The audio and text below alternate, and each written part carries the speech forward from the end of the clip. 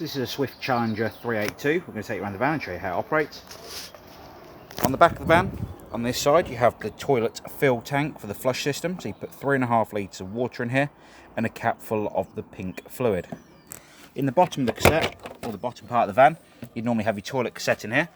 Toilet cassette will take 1 litre of water and a cap full of the blue fluid, prior to use. On the bottom of the cassette, you'd have your grey handle, which you pull up and pull the cassette out. On the back of the cassette, you'd have a pressure relief button, so when you're tipping the waste away, it doesn't spit and splatter back at you.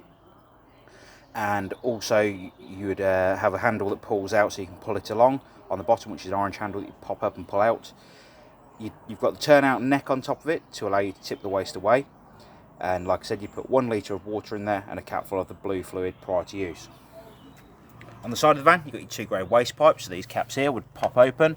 And you'd be able to put your 2 bits of grey pipe into the larger circles on each of these, and they would allow you to drain the water system down. To allow the fresh water that goes in the front of the van, to come out the side of the van down here. You've then got your motor mover and wheel nuts. The motor mover will be demonstrated to you here on site, and also the wheel nuts will be torqued to the manufacturer's recommended torque setting.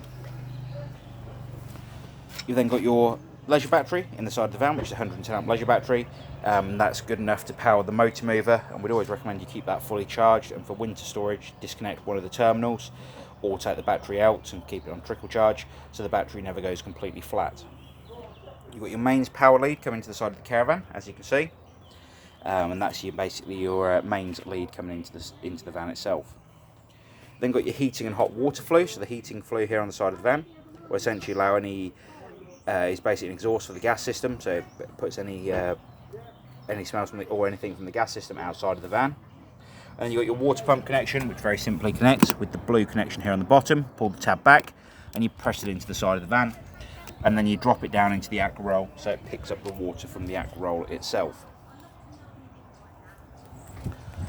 Front of the van, you've got your hitch, jockey wheel and handbrake, and your connection to the car. Again, this is all stuff we'll go through in person here on site. The cover that you see here on the front actually normally lives on the cover just here on the side of the van, and you need to remove all the flue on the side of the van, and you need to remove that every time you ignite anything on gas. In the front locker, you have your gas bottle with gas valve on top, so you've got open and close on top of the bottle. So gas open and gas closed. So you open up the gas flow completely before you try and ignite anything on board the van. Coming down the door side of the van, you've got your wind down leg, the same as what you've got on the opposite side of the van just here. So you can wind the leg up and down to stabilise the caravan while it's on site. So you'd have all 4 legs down, and there's one on the other side in the same place also. You've then got your fridge vents just here. These allow the hot air at the back of the fridge unit, and behind one of these is a gas flue again for the heat for the fridge gas systems. And on the back of the van, again, you have your 2 wind down legs.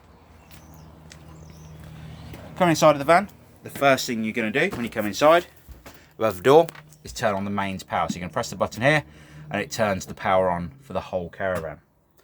At that point, you can start thinking about filling the water system up. So underneath the seat on the far right hand side of the van, you'll notice when you come underneath it, there is a yellow valve just down the back. You can't quite see it in the video, but there's a yellow valve down there. That yellow valve needs to be parallel with the floor before you start filling the water system up. Once that valve is parallel with the floor, like I said, you'll be able to fill the system up, but if it was upright, as soon as you turn on the water pump, it would drain all the water from the aqua roll straight onto the floor underneath the caravan, rather than filling the water system up on board the van. And you would need to open that yellow valve up when you are storing the caravan, or when you're not using the caravan, because essentially if you leave water in the system and the water system froze, it'd crack open the tank and the pipe work on board the van. So you'd open all the taps up with the yellow valve underneath the seat in the central position to allow all of the water to drain back out the pipe work on board the van. However, to fill it, and you'll notice I've already filled the water system, but you'll need to open all the taps up on the hot side of the water heating, so you'd open them all up. So that's the sink in the kitchen, sink in the bathroom, and also the shower tap as well. Once all of those taps are open, you'll come up to the door, above the door, and you'll turn on the water pump. So when you initially come to the water pump switch, it'll have a black dot here. Once you turn it on, it will go green, and the water system will start filling. It will take about 5 minutes or so to bleed the water system completely once the water system has been drained. And then when the water system is completely filled, as it is now, you can shut all of the taps off again. The reason you need to bleed the system is you don't want any air in the system when you try and warm the hot water inboard the onboard tank, or the onboard water heater, should I say. Once you have got that all connected and filled up, you can then come to the water heating control switch. So you'll notice just down here on the side it's got electric hot water. So depending on how you want to heat the water, you've got two different options. You've got electric or gas. The switch here in the centre, the little grey switch, is actually a flick switch that goes either way. And on the top side, you've got around 35 to 40 degrees of water heating. And on the bottom side, so when you flick it down, it's around 50 to 60 degrees of water temperature. So that's your electric side. If you connect it to mains, that is how you'll warm the water up.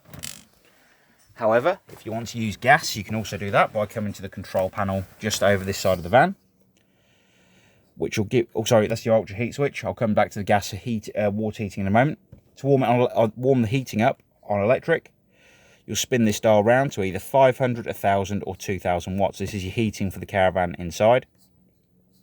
Once you've selected the power source that you've got available coming into the caravan, you can control the temperature of the heater on the dial just here. Obviously 1 the lowest heat setting, 9 being the highest. If you want the heater turned off, you can spin it back to the off position just here. The gas water heating is actually up on top by the front table at the front of the van, so as you can see. And again, you'll notice you've got the option of 2 different water temperatures. So if you want to warm the water up to 50 degrees, you'll press the button up to 50 degrees. You'll keep an eye out for a green light to appear on one of these sides when it does ignite on gas. It won't at the moment because I haven't bled the gas system completely. So at the moment it's come up with a red fail light. So that's indicating to me it's failed to ignite on gas. However, if it was ignited on gas, you'd have a green light appear on this side. If you want to warm the caravan up at 70 degrees of water temperature, you can do that by, again, putting the switch down to the 70 side here. And that'll allow the water to warm up to 70 degrees of water temperature. We do advise when you're showering on board the caravan that you turn this on just here to either the 50 or 70 to boost the water system while you're showering on board the van. Going back to the heating now. Sort of gone about the wrong way, but I'm sure you're understanding. If you have any questions, obviously you can ask them while you're here on site. On the left hand side of the heater, you've actually got a dial just here to allow you to run the heating system on gas. To get it to ignite, you'll press down the gas valve just here. It will self-ignite on gas. And in this window down the front, when it has ignited, you'll see a pilot light come on. The pilot light will stay lit as long as the gas system is working as it should, or ignited as it should.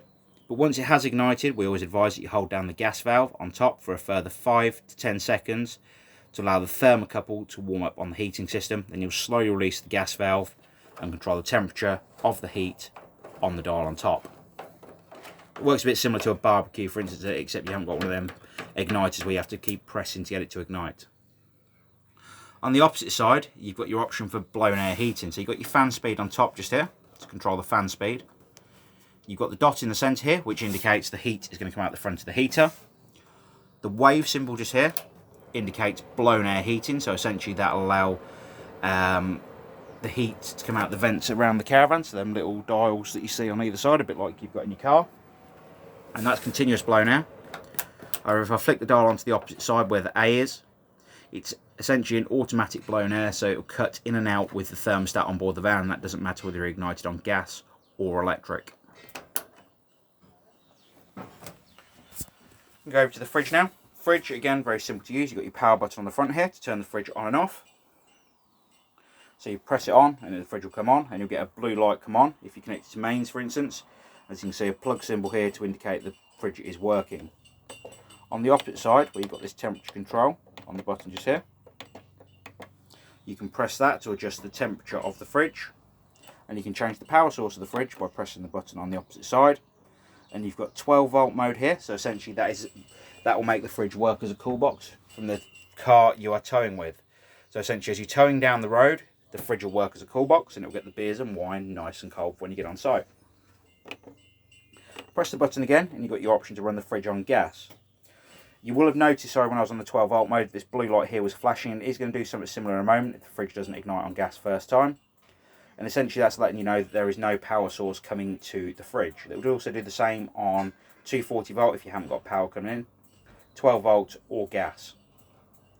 Essentially the blue light when you're on gas is the pilot light for the gas system, so like I said, when it's flashing it is not ignited.